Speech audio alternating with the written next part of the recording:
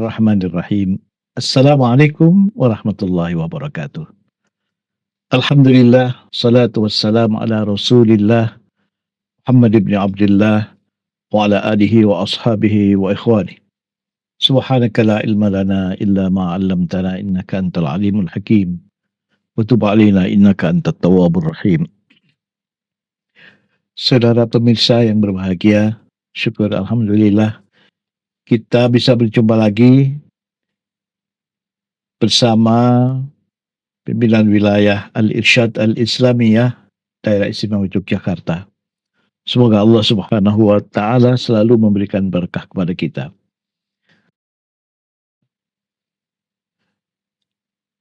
Rasulullah sallallahu alaihi wasallam lewat sebuah hadis yang diriwayatkan oleh Imam Muslim. Beliau bersabda, "Innallaha kariha ilaikum thalatha." Sesungguhnya Allah Ta'ala itu membencimu hal. Yang pertama, qila wa qala. Qila wa qala itu orang yang terlalu banyak bicara. Sebentar ngomong begini, sebentar ngomong begitu. Itu Allah tidak suka, Allah benci. Orang terlalu banyak bicara, maka kemungkinan dia terpleset itu besar. Dalam survei psikologi, satu hari, jadi orang itu begitu dia bangun tidur, sampai dia mau tidur, orang laki-laki itu mengeluarkan kata-kata kurang lebih sekitar 7.000 kata-kata dalam satu hari. Wanita, kita harus tahu, 20.000 kata-kata sehari. Maka ya tentu saja wanita terpeleset. Karena yang dia bicarakan itu banyak, bahannya banyak. Apa yang dia dengar saja itu sudah jadi bahan pembicaraan. Itu untuk survei psikologi. Kemudian orang yang banyak bicara itu dia sudah lepas kontrol, kadang-kadang sudah nggak mikir perasaan orang lain. Karena menurut dia benar, ya sudah itu menurut saya. Kenapa? Orang seneng ngomong, itu kalau disuruh diam nggak bisa. Maka Rasulullah SAW di dalam sebuah hadis, beliau mengatakan juga, man sarrahu an yaslama fal yalzamit sumta.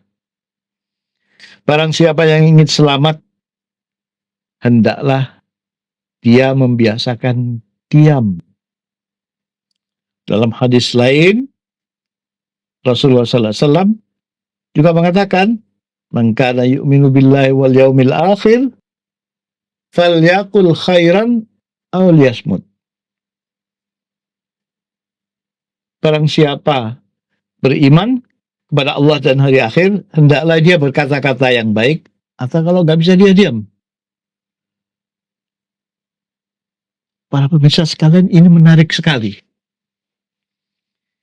Kenapa berkata baik lalu diam itu dihubungkan dengan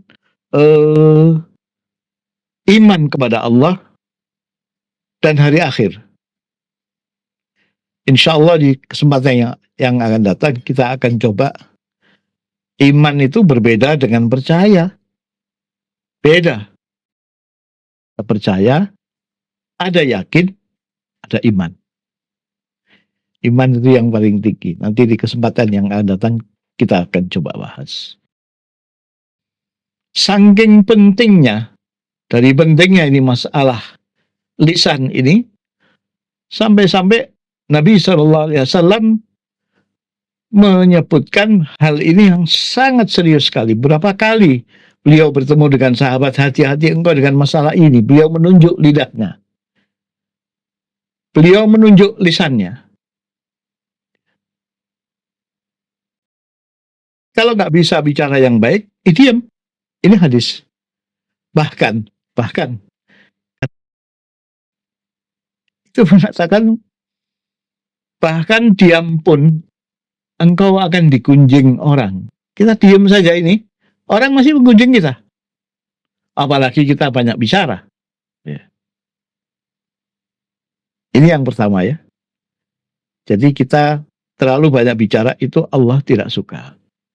Kemudian yang kedua, Allah juga tidak suka orang-orang yang sering menghamburkan hartanya untuk hal-hal yang tidak ada gunanya.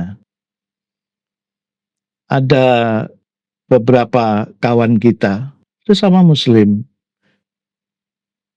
kalau sudah tahun baru, Masya Allah, dia rela keluar ratusan juta hanya untuk beli kembang api. Dia keluar zakat. Setiap tahun dia keluarkan zakat. Ini mengeluarkan untuk kembang api yang tidak ada gunanya, hanya untuk dilihat sebentar, 1 menit, 2 menit itu saja. Ini tidak berguna. Harta yang Allah titipkan kepada dia itu, besok akan ditanya itu. Dititipi sebentar, besok diminta lagi oleh Allah Ta'ala. Orang yang sering menghambur-hamburkan harta bendanya. Kemudian yang ketiga, banyak bertanya. Kata Nabi, wakasratus soal. Orang yang terlalu banyak bertanya. Orang yang banyak bertanya itu kebiasaan orang-orang Yahudi. Sudah dikasih jawaban begini, nanya lagi begini. Sudah dikasih jawaban lagi, tanya lagi begini. Terus dia nanya. Memang ada satu peribahasa mengatakan bahwa malu bertanya, sesat di jalan. Betul itu. Tapi terlalu banyak bertanya, terlalu banyak tanya kepada orang, itu menunjukkan tanda-tanda kebodohan. Berarti banyak hal-hal yang dia tidak tahu. 3 hal ini yang Allah tidak suka dari kita. Nah, yang paling penting itu yang pertama tadi, itu yang sangat banyak sekali melanda umat Islam pada umumnya yang kita lihat, apalagi di dalam bulan puasa ini, itu banyak bicara, ini akan mewarnai atau mengganggu sedikit banyaknya dari ibadah puasa kita. Di antara hal yang termasuk dalam banyak bicara, qila wa qala. Mungkin sekarang kita nggak langsung berhadapan dengan orang, tapi kita tahan untuk tidur sampai larut malam, main HP, kirim ke sana ke sini, ya. Yang tidak ada manfaatnya sama sekali. Ngobrol dengan orang lain, nyanyi-nyanyi. Seolah-olah itu dia nggak ada alarm ini. Umur ini saya sampai kapan ini mau habis? Tahu-tahu dalam keadaan main HP, Allah datang, malaikat datang untuk mencabut nyawanya. Dia nggak siap. Dan hati-hati. Di dalam lisan kita ini,